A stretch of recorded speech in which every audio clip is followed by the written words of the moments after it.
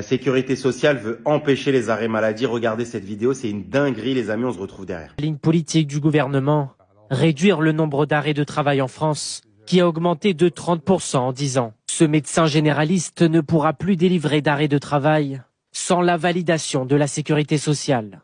En effet, la CPAM l'a sanctionné, car elle considère qu'il en a signé un trop grand nombre ces derniers mois. Elle m'a envoyé une lettre recommandée la veille de Noël. Je l'ai reçue le 22 décembre. Merci, Papa Noël. Et qui m'avisant que j'allais être mis sous accord préalable pour mes arrêts de travail, en expliquant qu'elle avait fait des calculs bizarres, sans me les donner, sans m'expliquer, et que je faisais 3 fois plus d'arrêts de travail que les autres. Qu'elle me le démontre. Moi, personnellement, j'en fais comme tout le monde. Désormais, il devra fournir une explication écrite. Et c'est la sécurité sociale du département qui validera ou non cet arrêt. Selon plusieurs médecins généralistes, ces mesures punitives pourraient les pousser à réduire la prescription d'arrêt de travail, dans l'unique but d'entrer dans les statistiques, au détriment de la santé du patient. Bon, la famille déjà qui dit sécurité sociale, dit ministère de la Santé, dit gouvernement d'Emmanuel Macron. Donc c'est une attaque supplémentaire du gouvernement d'Emmanuel Macron, c'est une attaque autoritaire contre le monde du travail. C'est de faire en sorte que les médecins, lorsqu'ils voient un travailleur, une travailleuse malade, ne lui délivrent pas d'arrêt maladie pour pas se retrouver dans cette situation. C'est d'interdire d'une certaine manière le fait que des personnes puissent être en arrêt maladie, c'est-à-dire de rester chez eux pour se soigner. C'est ça ce qu'ils veulent empêcher. C'est que demain, quand tu as une gastro, quand tu as une grippe, quand tu es malade, etc., que tu ailles au boulot. Et de faire en sorte que ces médecins, ils réfléchissent non pas une fois, non pas 2 fois, mais à 10 fois avant de délivrer un arrêt maladie.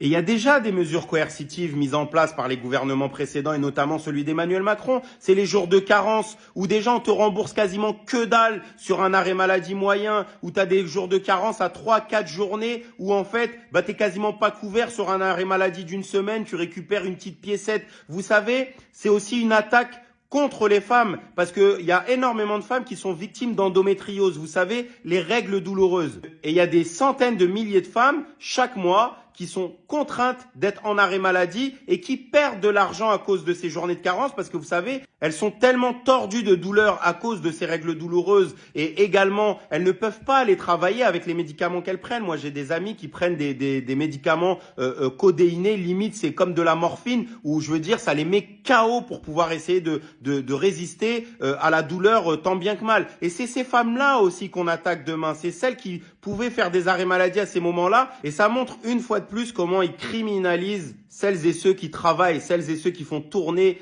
l'économie, ceux qui galèrent au quotidien à joindre les deux bouts, ceux qui essayent de mettre à manger dans l'assiette de leurs enfants. C'est eux qui sont criminalisés, c'est nous qui sommes criminalisés. Jamais ils vont criminaliser ceux qui fraudent le fisc, qui fraudent les cotisations, etc. Ces grands patrons, ces Bolloré, Bernard Arnault, etc., qui sont dans des paradis fiscaux, eux, ils vont jamais les criminaliser. Mais nous, ils vont toujours et systématiquement nous faire la guerre comme si on était des profiteurs du système. Personne profite du système. Je l'ai déjà dit, il y a déjà des jours de carence aujourd'hui et pourtant, les arrêts maladie continuent. Ça montre bien que les gens, ils sont pas arrêtés par le fait d'être remboursés ou pas parce que quand t'es malade, t'es malade. D'accord? Quand t'es malade, tu restes chez toi, t'essayes de te soigner. Et ce qu'ils veulent faire, vu qu'ils ont vu que les jours de carence, ils empêchaient pas les gens de se mettre en arrêt maladie, demain, c'est d'interdire totalement l'arrêt maladie pour que tu sois contraint d'aller travailler. Et si tu vas pas travailler, c'est absence illégale et donc c'est licenciement. Donc on va avoir comme ça des millions de travailleurs qui vont aller travailler, des gens qui vont avoir des AVC, il y a de plus en plus d'AVC sur le lieu de travail,